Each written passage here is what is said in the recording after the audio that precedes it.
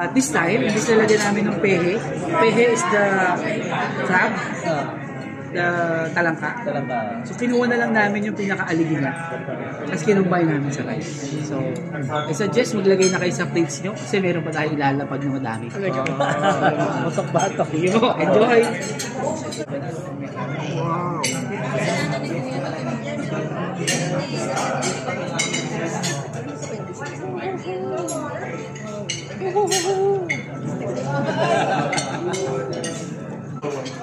And then yung open is the zamboang niya, pastil, chicken. So, mas masarap. With the addition of spices, laman ng spices nila, which is the palapa.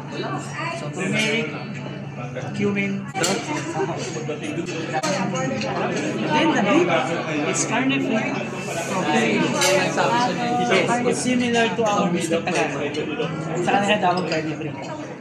Anong may kakaibang Soy sauce, calamansi, lots of onion, parang pareho-pareho talaga. Hindi lang siya ganun ka-sweet sa kanila. Dati may konting tamis. But napaka-ironic niya, sila yung malapit sa sweet food. Para they love sweet food.